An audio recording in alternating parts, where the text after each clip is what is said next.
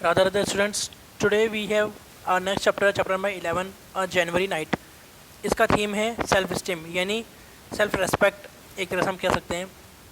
तो चलिए स्टार्ट करते हैं चैप्टर को। चैप्टर के अंदर एक हल्कू है और उसकी वाइफ है मुन्नी। इन दोनों के बारे में बताया गया है कि वो कैसे अपनी जनवरी नाइट्स को यानी ठंडी की रातों को खेतों में बिताते हैं। तो चलिए स्टार्ट करते हैं। Halku came in and said to his wife. Halku अंदर आया और बोला उसकी वाइफ से, the landlord has came.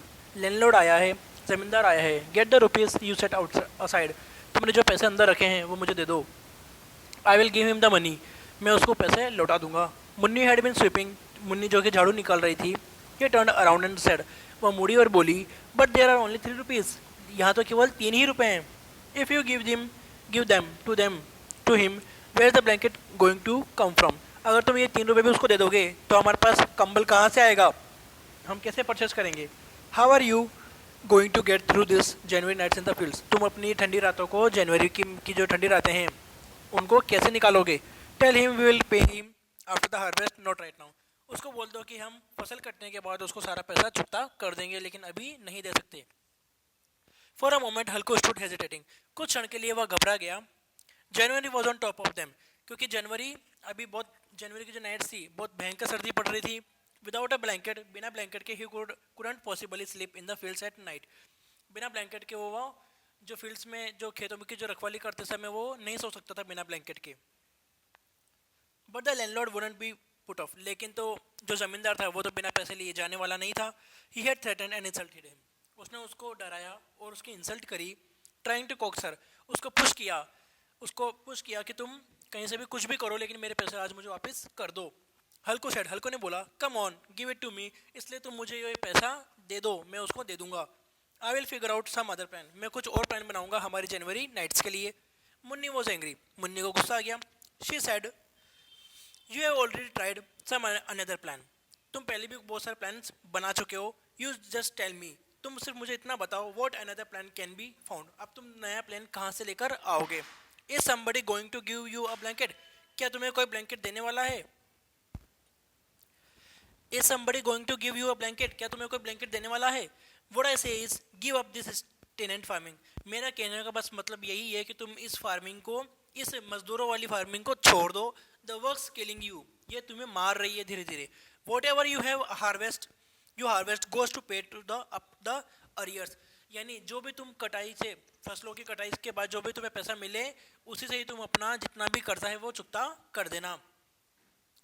Were we born just to keep paying off debts. क्या हम सिर्फ लोगों का कर्जा उतारने के लिए ही पैदा हुए हैं। Earn some money for your own belly. कुछ अपने पेट के लिए भी कमाओ। Give up this kind of farming. इस टाइप की मजदूरी को, फार्मिंग को छोड़ दो। I won't give you the money. इसलिए मैं तुम्हें पैसा नहीं दूंगी। आई वॉन्ट, मैं बिल्कुल नहीं दूंगी। Sadly Halku said. निराश होते हुए हल्कू ने बोला, then I will have to put up with this abuse. तो फिर मुझे ये इंसल्ट सहनी ही पड़ेगी। Losing her temper. उसने अपना आपा खोया। मुन्नी बोली, आपा खोते हुए मुन्नी बोली, why should he abuse you. वो तुम्हें बार बार क्यों एब्यूज करता है। Is this his kingdom. क्या यह उसका राज्य है क्या, जो बार बार तुम्हें इंसल्ट करता है। But as she said it, लेकिन उसने उससे बोला, her boss bros relax with the frown. ये बोलते हैं उसकी जो भवें होती है, जो अपनी आईब्रोज होती है, वो उसकी थोड़ी रिलैक्स हो गई। The better truth. ये कड़वा सच है। इन हल्कोस वर्ड्स, हल्को के वर्ड्स में बोला, came charging at her like a wild beast. She went to the नीचे इन द वॉल। फिर वो ये बात सुनकर, हल्को की ये बात सुनकर फिर वो वहाँ अंदर की दीवार के नीचे तक गई। Took out the rupees and handed them over to Halku. उसने 3 रुपए निकाले और हल्को को दे दिए। हल्को set the money. Halku took the money and went outside looking as though he was tearing his heart out and giving it away।